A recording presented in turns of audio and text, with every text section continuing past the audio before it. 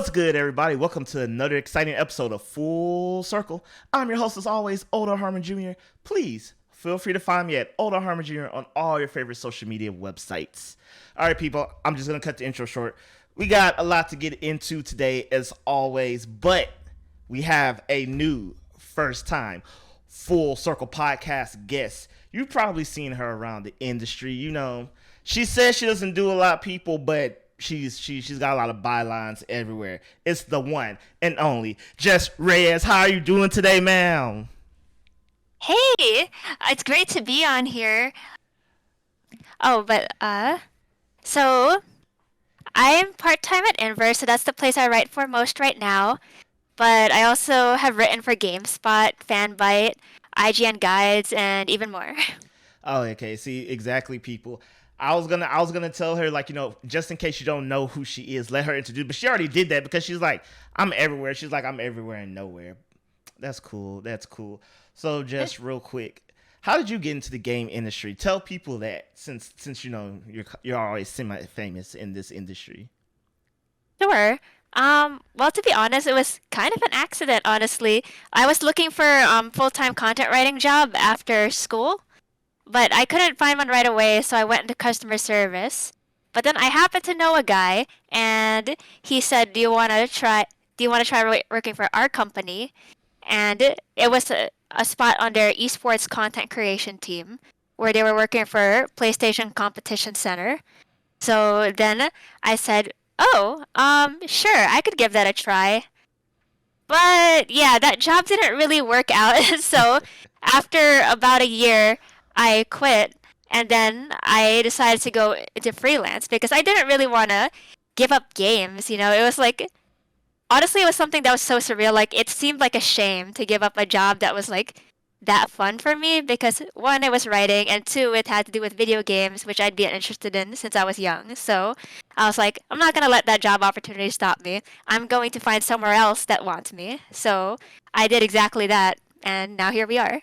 Killing the game, killing the game. Well, here we are. And people, we got another Grand Slam show for you today. This week, we'll be talking about Elden Ring. Not really. You probably, already started your new game. Plus, you probably beat it. You killed the Elden Beast. You killed all the things that need to be killable. I don't know the names of the people. I suck. I need to go back into it. But now that Elden Ring is over with and we're got time to breathe again, we're gonna talk about the games you should be playing or to look forward to, because guess what, we still got about more than half the year left and it kind of seems like everything is behind us, but that's not the case. Before that, we're going to be talking about the current gaming discourse that was on Twitter earlier this week, specifically with freelance writers, specifically starting to be a freelance writer in the industry, something that we both been, how to get your foot in, rates, all that stuff, and all the drama and discussion around that. But before that, we're going to be talking about probably the biggest bit of news this week is that we are getting another Tomb Raider game, an Unreal Engine 5. Yes, we're getting another one after the reboot by Crystal Dynamics. And just to be honest with you, I think, one, nobody cares because they announced it during Unreal's Engine's digital showcase thing that I didn't know they had or was going to have. It was at like 6 in the morning my time. And I'm gonna be honest. There's so many franchises that people want to come back and see come back, and I honestly feel like Tomb Raider is not one of them. Like when we got the reboot, people were like, "Yeah, this is cool," new Lara Croft. We all have fond memories of that. It happened. Those games were good to solid, and I think we're kind of done with that franchise. I don't know. Do you, out of all the game announcements, be like, "Yeah, we're making it for next gen." I just don't think most people were looking forward to a Tomb Raider announcement, but that's what we're getting. Hmm. Well, to be honest, I haven't really played much of the Tomb Raider games, although like I know it's an action adventure game, and lots of the time people compare it to Uncharted because Uncharted tends to, I hear, that has a better story compared to Tomb Raider, although the puzzles are kind of similar. It depends on what you like. Personally, I didn't feel the need to research it all that often when I was trying, like when it comes to what kind of stealth action games that I want to play. Most of the time, I get recommended Uncharted instead. So you haven't played the Uncharted series at all? No, but I have heard some things about like how it's the cinematics makes it a little bit more of a of a standout title than Tomb Raider. Yeah, I mean that's definitely true. Tomb Raider, it's more, it's way less cinematic, which I mean could be a good or bad thing depending on who you ask and when they played games.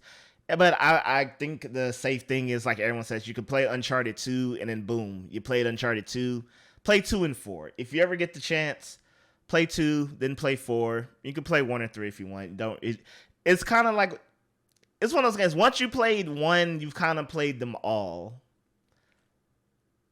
But Okay. yeah, but I will start with 2. And then you know what? Just play them all. We're gonna talk about that later anyway. Don't play them all. But I was gonna ask you real quick, Yes. what's a game franchise series that you think needs to come back in this new generation? Oh, I mean, this one is not stealth game related at all, but I did write recently for Inverse that I think they should bring Devil Survivor back because, Really? yeah, because the thing is, they brought back Soul Hackers, like now there's Soul Hackers 2 coming back, and that, I mean, they hadn't had a game in that series for over a decade, so I was like, anything can happen now. Well, with Devil Survivor, they have 1 and 2 already, so it was doing successful enough that they had a sequel. So I was like, well, why not 3 since they're just like popping them out? You know what? That's fair because people called me crazy, and I didn't believe it was gonna happen. But I've been wanting a remake of Klonoa 1 and 2, specifically 2, for I don't know, well over a decade. That's probably since I played the first one when I was under 10. And we're getting those for the Switch, so why not? Why not? Why can't we get a 3? We're not gonna get a Sonic Adventure 3, but I'm not gonna talk about that because it makes me sad. They remade Sonic Colors for some strange reason. I still don't understand. I don't know. I hope that game sold horribly, so they learn from the mistakes and give us a Sonic Adventure. We will see. Yeah. They did bring back Pokemon Snap too, so it's like never too late to bring back an old beloved franchise. You're right. It is never too late to bring back an old beloved franchise. The sad thing about it is I have Pokemon Snap. I Yeah. played maybe 4 hours of the game and I stopped because I was like, it's just not the same. But like in a bad way. I don't know what I wanted the new Pokemon Snap to be, but what they gave us did not make me happy. Oh darn. I mean, like some part of I mean, I guess this is a little bit of a tangent, but the part that I liked about the original is that it kind of had a puzzle solving element for how to unlock the next course. Whereas in this one, it was very, very repetitive because you needed to get all the different photos, and then you weren't even sure what you were doing to unlock the photos, so you need to QA it over and over again. Oh, thank you. That is 100% why I had a problem with it. It was just like you need 10,000 points. You can take, the same crappy photo a billion times till you get there, or get like these high value photos that just happen at random, and the course changes a little bit each and every time for some unexplained reasons. Like, oh, you got 3,000 points. Well, now the course is a little bit different. You got 5,000 points. Now the course is a little bit different. I was like, why not just give us better courses? How about that? Honestly, it was also like, these little thing where it's like, okay, but did you try hitting it with 2 apples and then one, and then like one Illumina orb, or did you try 3 Illumina orbs and 1 apple? It's just like ridiculous stuff that actually matters for some reason. Yeah, compared to the first one, it was like, oh, I found the hidden route. Oh, I agitated this Pokemon and he like knocked over a boulder. That caused the chain of events and all that cool stuff. Yeah. But I mean, but trying to get back on topic about, I am finding this interesting though that all these games are going to Unreal Engine 5. So we got Tomb Raider just announced. We got the new Witcher that's going to Unreal 5, and according to some reports, a lot more studios are going to be abandoning their own native engines. And I'm thinking, I wonder what's going on behind the scenes. They're like a deal that Unreal is cutting with everybody. Is Unreal Engine 5 going to be the best thing ever? Is it going to make us feel like all games are next gen? I mean, I don't know. I hope so. Honestly, I read an article from The Verge recently. I think Ash Parrish wrote it about about the new Tomb Raider coming out, and the team seemed to be very excited about Unreal Engine 5 because it provided some capabilities that it wasn't possible with the old one for some reason. So perhaps it's just that Maybe it's easier somehow, or it allows them to add more detail. Who knows? Like I know lots of the ones that they showcase are like these very photorealistic video games, so maybe that's part of it. Hopefully, Hmm. hopefully it's not. I used to make fun back when before the PS5 and Series X came out, or right before everything was teraflop this and teraflop that. And I remember thinking, I was like, what does these teraflops mean? They'll keep saying the word, but I don't know if that means anything. And every time they talk about an engine, when they say it makes stuff capable that wasn't capable before, I'm like, what does that mean though? What exactly are we talking about? That like I can see every grass in the field because that doesn't matter to me, or it's like you can do something technically cool like I don't know, backflip, shoot a gun, XYZ, the frame rate doesn't drop. I don't know. I feel like we've reached that point to where how much better can a game look and perform? I'm not saying we've reached the limit, but I feel like we reached the limit of how much I can tell as a person. There's always that one game every generation that pushes the hardware as hard as it can go and it looks amazing. But most games never get half as good as that. Honestly, to me, it doesn't even need to look even better. Like if they improved the story or like added like unique gameplay elements that made it stand out, that would be way more important to me than the graphics. Or like how realistic it's supposed to be at least. Yeah. At this point, I always wonder like what could a game do to surprise us anymore? Especially since we talk about it, dissect things. I'm always wondering what can a game do that makes me go, "Wow, I didn't know games could do that." I feel like for me the last game that probably did that was probably Super Mario Galaxy, and let me think of a more recent one. I guess Elden Ring. Elden Ring did some things I found surprising. But I don't know. I just I always compare it to Breath of the Wild, and I'm just like, I've seen this before. This just looks more realistic. Yes, so I'm not really sure like how can one really separate this kind of open world, um, the certain elements that they incorporated in that game from the newer games. And it's like maybe it's just a fact of life that maybe that's a new standard for open world games. But even so, I think it's so long as you build on it enough and tweak it enough to make it unique in its own way, despite those similarities, I think it'll be fine. Like for example, Genshin Impact, people were calling a Breath of the Wild clone, but I've been playing that forever, and the thing is, I feel like they're actually totally different in terms of gameplay mechanics and like a plot and like basically everything except for the open world parts of it. Most definitely, and the gotcha elements, Oh yeah, which that's totally. I played that game. I gave it a good chance, but and then I got to the part where my friend wanted to play, and that's the only reason I played it, and we played together. But then he started getting to the thing. He was like, "No, look, I got this weapon. All you gotta do is like just spend like $5 and you can get it." I was like, "All right, no, I'm out. I'm out. I'm out." I told him I was like, "The second you tell me to start spending money, I'm out." Oh yeah, yeah. I mean, that never stopped people from playing FIFA. Oh, all right. I remember in Pokemon Go, I bought like the $20 bundle once, and I felt bad like all week. I was like, "Who are you? $20 on a mobile game? What's wrong with you?" Man, that's a whole other thing, honestly. Microtransactions. I mean, it is. It is. Well, I think it's time we're just gonna get right into it. So, in case you didn't know, people, there's been a discourse. First, let me back up. There's been a discourse for a long time in the freelance video game world. In case you don't know, because of how it works in our industry, people are willing to accept lower rates just to get their name out there. Bylines matter. Getting your work at established sites matter, and the more places you write for, and the higher on the hierarchy they are, the better you look. And this is nothing new, and it's not exclusively to the video game industry, but unlike most industries, this has been a well talked about and documented problem that's gone ignored more or less. There's people in the freelance world who talk about it amongst other freelancers, and nothing really gets done. It's just everyone yelling into the endless void the same problems that everyone's aware of. But recently, IGN published well, they didn't publish. They put out a call for writers, and they put their rates for news. And I won't say if it's low or high because it depends on who you ask. But the thing was that became, very clear that it was very much an industry standard. And even though most people might consider on the low end, it was definitely one of the highest pay rates out there, meaning it only got worse from there.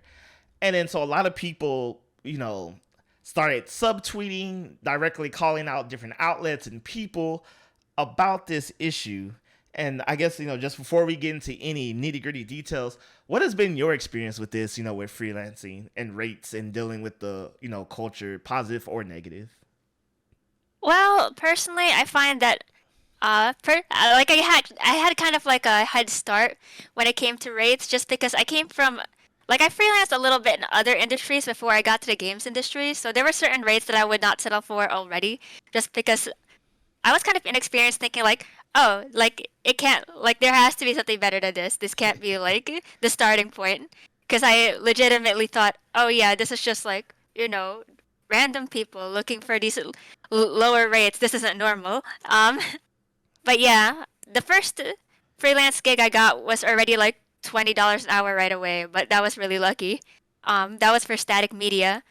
So 20 that was $20 an hour, and then we're expected to do 400 word news post in at least 2 hours. So that's about $40 per news post, but it's 400 words. Um, and then I write for GameSpot, and theirs is just slightly higher than IGN's, but I found it to be a good rate because you could write between 250 and 400 words per news post, and that and then for that rate, which is like I guess it's about 25 per GameSpot. So I was like, if I get paid $25 an hour or like even 45 minutes because sometimes I could churn it out faster, then that seems worth it. Um, but yeah, that's why, like the IGN thing, like I already knew that was their rate because I know somebody who works for them. And I was like, well, honestly, there are some people who are crazy out there. They can. There was like a discourse on top of the discourse later on in the week that was like, but $20 per hour is not good enough. But then there's people who are like, no, I could do the $20 news post in 30 minutes. So then it's like $40 an hour. In which case, that sounds totally worth it.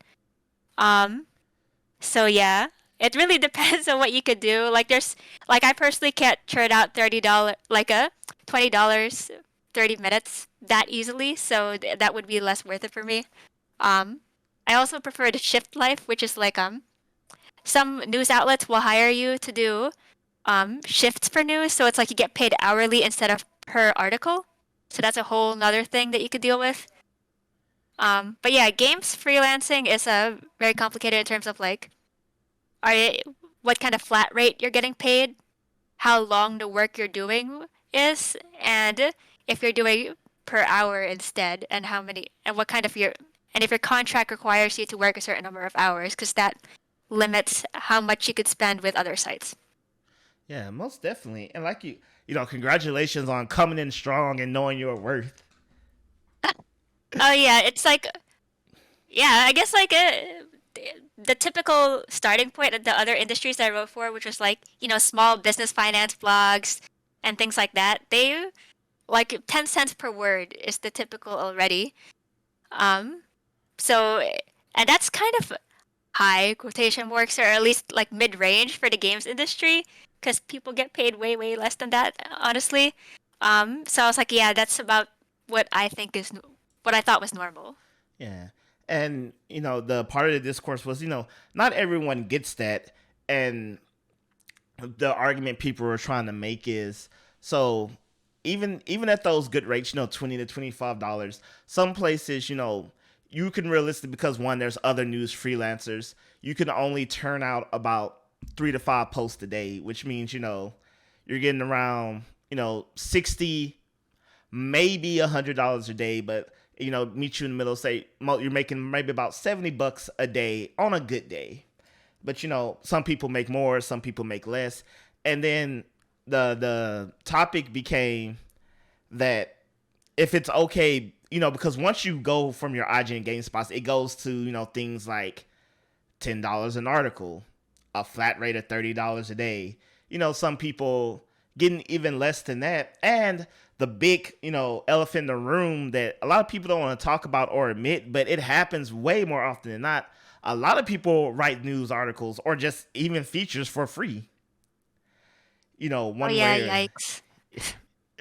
and I think part of the discourse is where people were complaining about that is just if you when you factor in the time spent, there's a lot of places where like I said, we both know people to where the amount of hours you put in can be upwards to more than a 40-hour work week, and once you divide, it gets less.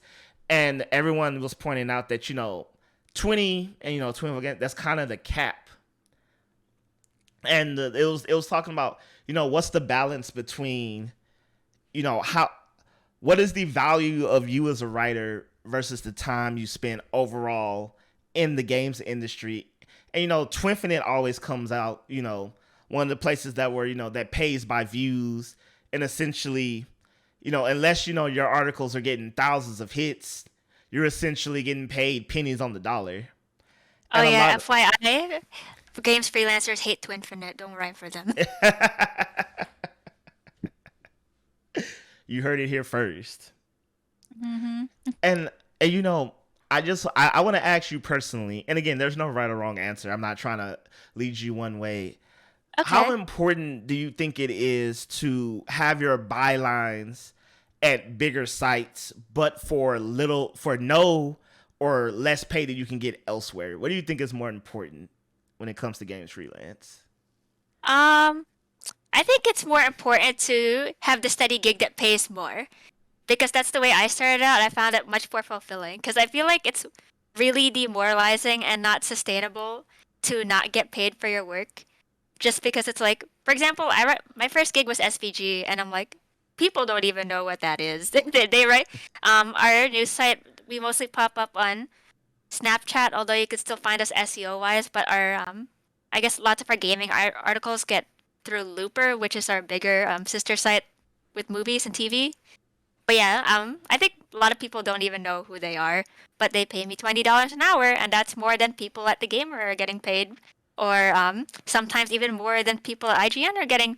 The IGN freelancers are getting paid if they don't write fast enough. So I think that makes me feel better about it. At least it gives me a baseline for like, at least I'm making this much, and even if I'm not making a ton with a flat rate that I'm publishing somewhere else, then that's okay with me. Like that was like basically after I started working at SVG for shift work, um, I branched out into other places, started pitching to editors at bigger publications or like publications with more clout, and that's how I got my name around more. Yeah. It's real interesting to see because I always tell people, when I started freelancing, like my first big gig was my internship at Game Informer, and that was in 2012, which sounds like eons ago at this point. But it was, and even though 2012 by no means is like a super long time ago, like even in Yeah. 2012, Twitter wasn't all that big. Like if you go back and look at like Twitter from 2012, they still have the original logo. The word cap was much lower than what it is now, and there was no Twitter presence like that had like being Oh verified yeah, wasn't yeah. even a thing yet. Just this is how old Twitter or how young Twitter is was back in the day. And so my internship was unpaid, and people will shun that now. It'll be pitchforks and torches, but I gladly did it because it's Game Informer. To have your name in the magazine or on the website, that was big. And people always tell me like how could you do that? And I always say there was no other way, because the truth of the matter is you wrote for free a lot back then. Like Mm. if you talk to people who were writing freelancing in 2010, 11, 12, 13, I would say as late as 2015, a lot of places did not pay you. And if they paid you, what they paid you would, like, if you did the math, would it be something crazy like, $2 an article or something. A lot of places they would, for example, I got offered to do a gig to write reviews for Polygon. And that gig was basically $25 a review. Oh, And that was back in the day? yeah, that was back in the, this was Oh. 2013 or 14. Oh, okay. And those were the contract terms. And yeah, that was per review. That doesn't matter. It didn't mean what it doesn't matter if that game was 10 hours, 20 hours, 30 hours, 40 hours, 50 hours, 60 hours. It didn't matter how much research, how much time. It was that was just the rate. You write this, you will get this amount, cut and dry. And I mean, back in the day, it was just not really feasible to have a games writer be your career, or is it just more possible now? or no, I mean this was freelance, so I mean Polygon's not a small site. I wouldn't consider them one. But I think it was back then. It was just kind of like, this is what we're giving you. You either accept it or you don't. And the thing was is there was always going to be, if you didn't accept it, there was always going to be 10 people behind you that gladly would. For the guys that if I will make it and be a full-time staff writer and things. And I mean, I also don't, you know, I don't condone people writing for free. If you can't, shouldn't, I don't, at saying I don't vilify it as much just because that's the era I grew up in. And I understand why some people are willing to do that, especially if you don't have any upper opportunities. But I'm glad now that, because even like this discourse has been going on for so long, but I lived through an era where it was completely ignored. No one cared. You could scream and shout about not getting paid, and literally no one would care. It would just be like, then don't do it. And now, I think it's crazy that just now, in 2022, we're at a point now where people can finally have a voice and be like, these rates are bad, this place is bad, and we shouldn't do this. And I don't know if that shift is because now with Twitter and other social media, we can be vocal and people look. But I just think it's real interesting because it's finally gotten to a point now where, like you said, with IGN and GameSpot, and depending on how much those rates are good, you can decently make money. But that is still a fairly new phenomenon. Like, if we look back, 3, 4, 5 years ago, what people were making and what they were getting paid versus how much work they were doing. Because another bad habit was of just the industry that I've seen is you could be on someone's freelance roster. You could be on the guy's team or whatever. But the work you actually get despite being on the team is like you might get one big project and, a nice paycheck. And then they won't have you write anything for 6 months. And then, it's that, like you said, you would rather be at, an unknown place, but having that consistent work. And then another big thing is like people land these big gigs at big places because they're so big and their freelance pool goes so deep. You end up doing far less work than, you would at a small site. Yeah, exactly. I mean, like, I think it's still cool to have a big byline, and honestly, I've gotten like when I was younger, I had a lot of unpaid internships, just not in the games industry. But yeah, when I was like when I just left my full-time job, I guess my first instinct was just like, I need to find something to replace it. Like, I need to have enough money to survive. So, I mean, like, even though I'm living at home, I was just like, I don't want to be like bumming around. I want to start making money. So, I guess my first thought was like, this is still good, even though it's like nobody knows about this place. But I think it did really help me mentally as I continued my freelance journey. Oh yeah, most definitely. From the discourse, like you said, there was a discourse on top of the discourse with like how long does it take someone to write? What is acceptable? How much should you care? Now that assuming that we can make things better, what do you think some steps we can take to actually improve it around the board? For new people and people who've been doing it for years. Well, I think the best places to work, they generally only ask for like between 200 to 300 words per hour. Like that's about how fast I write, and I think I'm slow. But I don't think you need to go 30 minutes. I don't think you need to do a story in 30 minutes. I think that's too much. Because the thing is, lots of people were saying that's too fast for me personally. Like that they were saying online, like it's not just me. There's multiple people who are like, yeah, that I can't be doing that, and I feel like that's fine. I think it's a really like I don't really know how other people do it, but there are places that are more accommodating that will let you not do it for more money. So I'm just like, well, why bother with the places that make you push it out for because it's kind of like you're also getting paid less for the work. So for example, they're gonna say, okay, you need to do this like maybe if you get paid hourly like 20 like a 20 an hour and they're like, okay, now you need to push out this 300 word article in half an hour. So then you're really doing it for $10 per article and that also seems shitty, you know? Yeah. Do you think? But yeah, what do you, sorry, what were you gonna say? I don't know. I was gonna say, do you think we will get better because of this? Well, I mean, I hope so. I would hope that at least the bigger companies would pay more because the thing is they totally can and I don't know why they don't. Like for example, Digital Trends is another place I work for and they pay double the amount like more than double the amount that IGN does for one news story. Although it's not as it's not like like I think for IGN it's like a board where you can kind of just grab news stories when you're ready. But yeah, Digital Trends is like you pitch news stories or they'll post one under. It's not as like it's not like a long list of things to pick from. So maybe it's less consistent that way, but they pay you double the amount. So I'm just saying there are smaller sites or places where there's gaming verticals that are not as big a name as IGN, but are paying a lot more than them. Same with Fanbyte, which I think is smaller too, even though it's kind of becoming a bigger name. Definitely pays more than those guys. Yeah.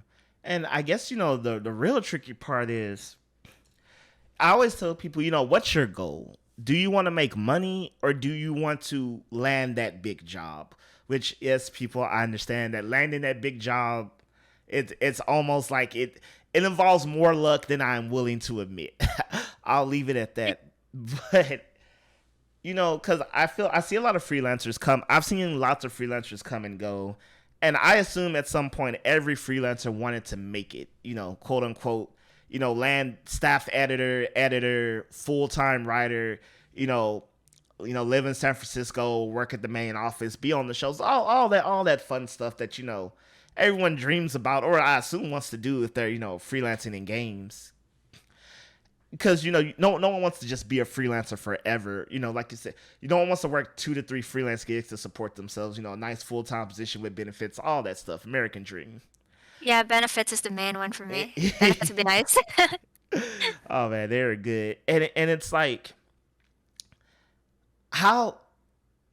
I guess this is a tricky question, and people, whatever your answer is, I support you.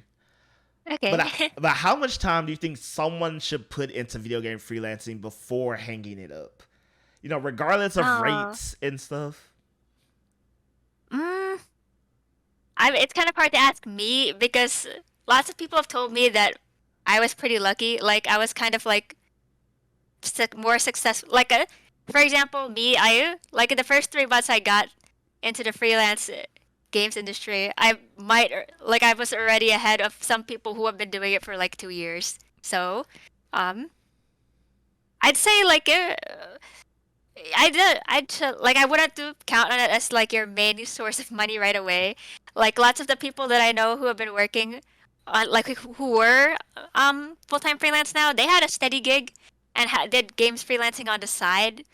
And then eventually when they built up more of more of a portfolio and they were better at their job, they got higher paying gigs or like ones that paid more than their actual job or like equivalent to their job. And then that's what they said, fuck it, I hate my normal job. I'm going to go into freelance games journalism now. And that's just what they did. Um, for me, I also did quit a full-time job before getting into games journalism because my workplace was toxic. But um, yeah, I think I was really happy to have gone into games journalism because it was a lot freer and I was able to meet a lot new people and get more connections and learn way more than I had, learn way more than I would have if I had stayed in the other place. But yeah, if you, I guess I would never advise going into games freelancing without having a steady idea of how you're going to make money because I mean like it's passion of course, but I think it's also important to have in mind like how whether you could survive or not based off of it. Um, and then let's see. I mean, if you, I think the only reason to quit really would be if you are tired, like if you are not making enough money for like an extended amount of time. Like maybe you're tired of being poor like after a year or 2 years or whatever, or maybe you're turning 26 and can't be on your parents' benefits anymore, and that's too late for you. It's really subjective, but um, for me, I think for me, if I hadn't been as successful as I was, I would probably would have tried to apply to other full-time gigs at the end of 1 year and try to get a stable job that way and then have it on the side rather than just go full-time freelance. Oh yeah. So to sum that up, people, the real question is: do you have benefits? Yes, freelance. No, maybe not. I'm playing. Oh yeah, I'm just like emphasizing, can you survive off of it? That's what's important. Do you survive, can you survive off of it and do you like doing it? Like sometimes the money will change. Like for example, if you have a family, then I'm kind of concerned for you. But I don't have children, so I don't need to support anyone besides myself. Holla. No children. And I like to echo that because that's always been my biggest advice as well. Is freelance should not be your full-time gig, at least not starting off. You shouldn't quit your day job, go into games freelance, and be like, all right, cool, I'm here. Because many people will tell you, even if you have success freelancing, that can all change at the snap of someone's fingers. Projects ends, contracts don't get renewed, priorities Applications fold. change. Yeah. Mhm. And the older you get, the harder it truly becomes to do that. Like I'm 31. Like if I tried to freelance now, like it would be horrible. And I have freelance, for a number of years, but I've always had, a quote unquote big boy real job to where I, for myself at least personally, I always accepted any rate because I knew at the end of the day my bills were going to be paid not from any money they give me. And my goal was to make it at a big outlet, but I also knew as in the adult part of it, I had to support myself. But I know now more than ever, a lot of people want to support themselves solely off of freelancing. And I think that's part of the reason why, you see a lot more people speaking up and speaking out about it. Because like I said, the system's always been broken. Back when I first started freelancing, it was just a way of life. You just accepted it. It was like, yo, bro, this place pays crap. It was like they all pay crap. You just want the place with the biggest name that pays crap. Because I wrote things for IGN for free. And, if I was to say that now, people would like, if I said I wrote something for IGN for free today, that would probably be like, again, pitchforks and torches. But back in the day, that wasn't uncommon. It was just like, hey, I wrote something and maybe I'll get some money for it. Who knows? And I think, more so than any other industry, and if you disagree, let me know. I think the games media journalism has created this, this it kind of is like a passion vampire. It knows we're all passionate. It knows we all want to be here, and it's created a system of cheap cheap effective labor, off of people's passions. Because I feel like any other industry, people are like, I want to get paid. Yeah, I'm passionate about this, but I want my money. Especially like if you think like sports writing. Like sports writing is very competitive, but it's in terms of a paycheck too. But games writing, I feel like plays off the passions more so than other things. Because I've also wrote for newspapers, and there's no one, I've never seen anyone going to a newspaper and being like, oh man, just let me be in the Houston Chronicle. I don't care what it is. I'll do anything. I'll work 1,000 hours to get out a guide on time. But every time I see a new guide project for any number of big sites, people are like, oh man, I'm not gonna have time to eat, breathe, sleep. It's gonna be this game and this guide. And Yeah, that's too real. yeah, and sometimes it's like, how much you got for that? Just $200, like an hour? No, like just straight. And that's It's quite like guess I'll just die. yeah. And I don't know. I don't have an answer, but I just feel like, at some point, like I'm assuming freelancers are gonna get together and just be like, maybe not strike, but all come to the agreement that no one's working, no one's freelancing anymore until we get better benefits, which I kind of hope happens because there's way more people who get underpaid or not paid rarely speak up because they don't want to risk their position. And I know a lot of those people, and I've been one of those people, and it's just I don't know how we fix that. Because Neither do I. yeah, if you tell someone, hey, stand up, but you're gonna lose your spot at IGN, that's a tough sell for someone who worked really hard to get there. And then there's the fact that you said, like, it is true. Like, I think a lot of the time they find us very replaceable. Oh yeah, I most mean, like, definitely. I mean, I feel like it would be pretty hard to replace my voice, but it comes down to the fact that, like, the big man is probably like, nah, she's like, I guess it's kind of like, even if the person who's leaving is very talented, they'll like, oh, whatever, the readers will still eat up the slop. We love you all, readers and listeners. I also eat of the slop. Yeah, I was like, I love the slop. Yeah, and that's a lot of these companies are too big to fail because the golden age of print is gone, and I feel like one of the downsides to like print fading into the background and us being in a digital age, the average reader doesn't look at bylines. All they know is this is on IGN. Someone might be like, oh, that's Jess Reyes, I love her stuff. When they see it, they pop up and they get happy. But chances are when they see your GameSpot writing, they're like, oh, this is just a GameSpot article, not a Jess Reyes article. And the truth of the matter is most people know this. And that's why I think what makes it easily replaceable, because they know if you swap out Jess Reyes for Odell Harmon, who's gonna know? A couple people, but That could also be one of the reasons why people really like video game YouTubers, because I don't know, it's just like, I guess it's easier to tell them apart as a personality. You hear them, you see them, you know? yeah.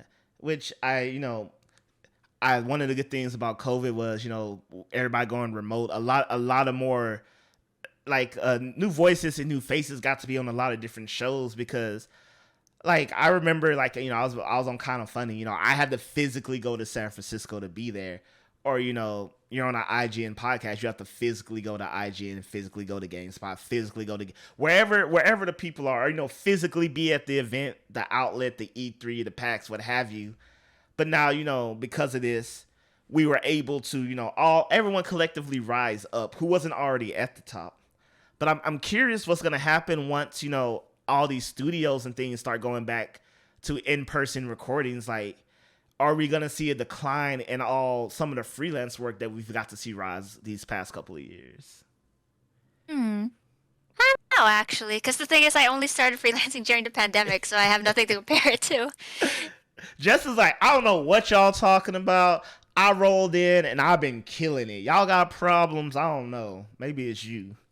Thankfully, Inverse is in New York, so I'm like, well, I'll be fine. But I could understand that it might be a concern to some people working for other publications that are perhaps like other side of the continent. Oh, are you in New York? Oh, I'm in New Jersey. It's near Oh, New okay. York, though. Oh, okay. You're just across the river. Got you. Got you. Yeah. Man, and you're geographically located, man. Jess is like, look, I'm central to New York. I've been doing this for like 3 months. I don't know Yeah, what I was y'all like, she like this is it. This is right before I'm like, yeah, I'm like close to New York. Just wait a sec. Let me pay to live in a closet for 1,000 a month. if you're lucky. Yeah. But yeah, I'm real curious to see, and I'm glad. Like I said, my biggest takeaway is just I'm glad that not only are more people speaking up, but people are listening. Maybe not at the capacity that they need to be, because we need first they listen, then there needs to be action. But like I said, coming from a place where no one listened or even cared, You know, so baby steps. We'll get there. We'll get there. And Slowly but surely. yeah, slowly but surely. And remember, if you don't, it just means you just suck. Unlike Jess, who's amazing. Thank you. Well, Jess, did you play Elden Ring? I'm gonna say no because you didn't play Uncharted, but I'm gonna ask anyway. Oh, so you already know. Yeah, I I haven't already know, but I'm gonna pretend like I don't. I haven't played it yet. I actually do have the game, but it's just like I've kind of been backed up with assignments. I what I've been playing Genshin Impact and Rune Factory 5, and then instead of starting Elden Ring, I started playing Persona 5 Royale.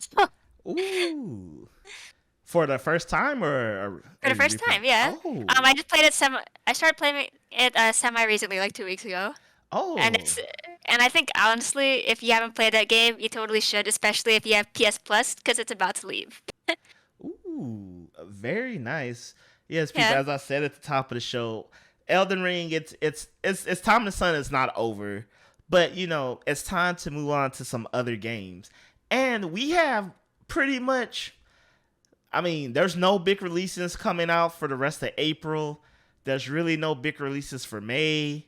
Wait, I think Super Mario Strikers might be coming out later this month. I don't know. But there's no like there's no God of Wars, there's no Halos, there's no even Call of Duty at this point.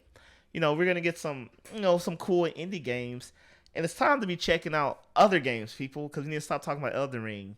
I'm gonna say I was playing Kirby earlier today, which I just beat the final boss. And let me tell you, that game was good, but the last 30 minutes were incredible. It was like, oh man, you pretty much you get 90% of the story in the last 30 minutes of the game, like while you're in this apocalyptic world, and it is very satisfying.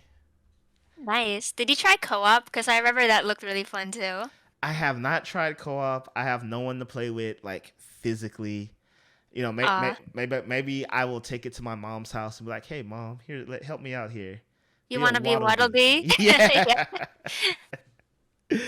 exactly. But no, it's pretty fun. And so I keep telling people this, and especially if you just finish Elden Ring, people need to play Tunic. It's probably going to be a good game of the Oh, year contender. It is Elden Ring like. Some people called it Elden Ring Light, Lite, which it is. It's very hard, but unlike Elden Ring, it's not like stupid. I want to cry hard. I don't know. That it depends. I had a friend tell me he had to like turn down, like you can adjust the game's difficulty to a degree, like give yourself extra health and things. And he said he completely had to do that. No, no shame. yeah. It's like I did hear that you could basically adjust it so that you take no damage, and I was like, oh, okay. But yeah, every time I hear that game's name, the more I want to play it. Like we first heard about it at Inverse, where it's like people were review bombing that game, which is totally mean, but it does look very fun in my opinion. A cute little fox guy dressed like Link, as Yeah, hard as Elden Ring. That sounds like it's a pretty good premise so far. yeah. What's not to love? And one of the things I keep telling myself is, man, Pokemon's coming out this year, and it's in November, and that still feels like forever away. Oh yeah, I almost forgot that's coming out this year. Like Right. it just seemed like such a shock that they even announced like a whole new generation. Yeah, completely. And I keep thinking about all the games that are coming out that don't have a release date. Like they're supposed to come out this year. Like Mario and Rabbids. I'm like, okay, Splatoon 3. I'm like, yeah, that's cool. I guess Bayonetta 3, that yeah, one was Bayonetta 3. yeah, it's like that one's gonna be a big one whenever it comes out. Yeah. Starfield supposedly might come out this year. Whatever that's gonna be at the end of the day, who knows? Oh, I thought it was supposed to. I thought Starfield was supposed to come in November. No? Is it? I assume I don't know. Every time I hear stuff about that game, to me, Starfield's one of those games that doesn't exist. Like it's one of those things people talk about to me, and I'm just like, I don't know. I feel like I've been hearing about this game forever. It'll come out when it wants to. Makes sense to me. I mean, some of the other games I'm excited for are Soul Hackers, which comes out in August, and then um, there's the Fire Emblem, like Warriors Three Hopes, which is based off of Fire Emblem Three Houses, and then there's also I Nirvana sequel to I Somnium, which is a visual novel from the creator of Zero Escape. Those are the ones that are on my list, at least. Ah, You want to hear? Just You want to hear anime something? games. Yeah, you want to hear something tragic? I was looking so forward. I was looking completely forward to Advance Wars remake, and then the Yeah, war happened, and Nintendo said they're not releasing the game for the foreseeable future, and I was like, why? I sad. understand why, but I was like, that was gonna fill up so much of my free gaming time, and now it's not. I understand, but I'm still sad. I keep telling my friend because he's like, "What should I play right now?" I'm like, "It's now on Game Pass. Play Mass Effect Legendary Edition." People, if you've not played Mass Effect, it is on Game Pass. If you don't want to buy it on Game Pass, it's like $40 right now, I think. It's Fun you fact. Oh, yeah. I was gonna add fun fact. Mass Effect is one of um like one of the video games with one of the biggest fan fiction followings.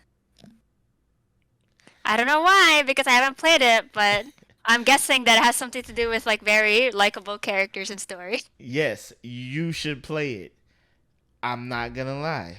I now have a best girl and like I love her. I'm not gonna buy the body pillow, but I thought about it when they showed it.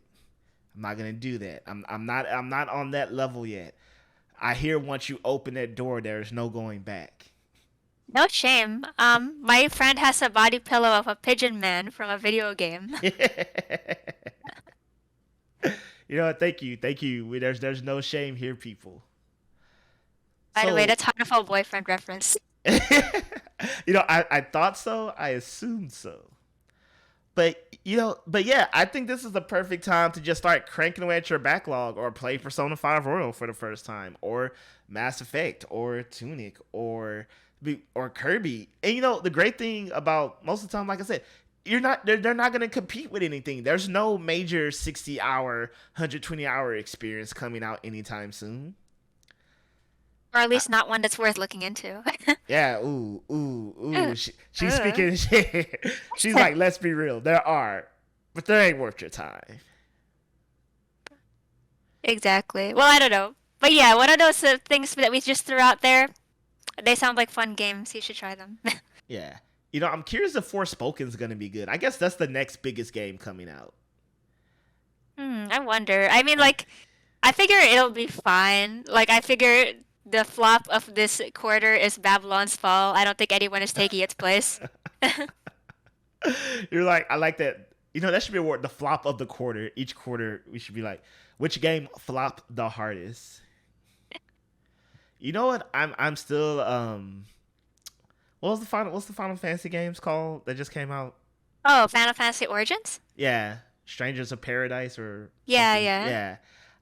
I'm so surprised because I can't think of the last game that apparently was so good that it was bad.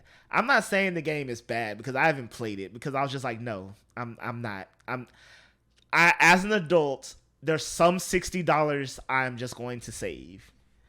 But the synopsis seems to be everyone thinks it's so bad, it's so cheesy that it's good, and the gameplay is passable. And I'm just like, I can't think of like sometimes that's fun, games that are so bad that they're actually really enjoyable. Because I have not played one of those in a while. It's like an abridged series, but real. Yeah, that is the best description of the game I heard so far. It looks like an abridged series. It sounds like an abridged series, but it's 100% real and serious. Yeah, I was like, ooh, $60. I'm not sure if I want to pay for that, but I really enjoyed reading everyone's reviews. That was like, one of my favorites was a quote from VG247. They said, it's like basically it's a video game B movie. It's not objectively good, but it's very entertaining. We need more of those because there was a time I feel like in gaming, especially when video game movie tie-ins came out all the time, where any big movie had a video game, where people weren't concerned about being the next greatest. People were concerned about being the next Last of Us or the next God of War or the next insert cinematic masterpiece here. They were just like, hey man, I know how to program. I got some money. Let's just make a fun game. Maybe it'll be kind I, of stupid. I miss I those think that's days. I think that's indie games now. You think so? Oh, well, I guess like maybe not, because well, I don't think they're really throwing money around. I feel like it's a serious investment. But lots of indie games they experiment with already existing tropes and features, and sometimes make them better. They just don't have the marketing to like for example, Dark Deity kind of spins a little bit on Fire Emblem, and I thought that was really refreshing. So I guess it's like indie games are like the fun, quirky games that aren't as popular, that were kind of like that same spirit, I think. Yeah, yeah, you make a good point. I I could buy in that case. It's I remember someone asked me, like someone who wasn't into games, asked me what makes an indie game, and I told them I was like that used to be a very easy and simple question to answer, and now I don't know what to tell you because Yeah. one could argue that half of the biggest releases in a year are like indie titles technically. Like Chicory just won an award at the Banter today, and that was I was like, oh okay. Which I mean, that game's just coloring book the game. I'm not trying to insult anyone who likes Chicory. I calls it like I see it. But yeah, it's I guess well, I don't know. I guess like lots of them they're like maybe bigger than I imagined. Like some of them are easier because they're like solo dev. That's probably an indie. That's totally an indie game. But yeah, Yeah, but now you get like major indie game projects, and there's certain indie games that come out, and I'm like, can we call this an indie game though? Like the support they've gotten, like for example, Ori and the Will of the Wisp. That's an indie game. But oh I'm yeah, like, they got a lot of support and marketing and funding. And like maybe the first one, maybe Ori and the Blind Forest, but like Ori and the Will of the Wisp felt like just a full on like big release. I mean, and I love Ori people, don't get me wrong. Like I love that game. I weep. And then you have studios that are like subsidiaries of like AAA studios, and that always confuses me. Like how Santa Monica Studios is a indie studio, and I'm like, are you though? Are you? yeah. I totally didn't think that was an indie studio. I'm just like, or for example, Ubisoft has all those different branches. It's like Ubisoft Montreal, Ubisoft blah blah blah, or like I don't know. It's all the same. Yeah, like because I remember like Santa Monica Studios, they made things like Flower, and they made things like Journey, and you're like, okay, yeah, I can see that. Flower's an indie game from way back in the day, and then Journey, that was like the first like critically acclaimed award winning indie game, like across the board. It won a lot of awards, but then they make like God of War, and I'm like, I mean, yeah. I mean, you did make Journey, and that was an indie title from your indie studio, but God of War, nah, there's no way. I mean, that's AAA all the way. So who knows? But just thank you for joining me this week and rambling and telling everyone how great you are and that we all suck. I kid. It was fine. But real quick, where can the people find you, keep up with you, see all your amazing work? So mainly I am active on Twitter at JP Reyes to underscore at Twitter. It looks like two lines after JP Reyes, altogether lowercase. So I also have an Instagram, but like, yeah, that one's Lucky Chan Jr. If you want to follow me there, it's just because I have lots of photos of my outfits. But otherwise, yeah, just Twitter. Cool, cool, cool. And as always, people, you can follow the show at FC Podcast 23 on Twitter and Instagram. And you can follow me at Odo Harmon Jr. on all your favorite social media. And of course, you listen to this podcast on anywhere podcasts are found, along with YouTube. And thank you for joining us. As always, have a great week and be blessed. Peace.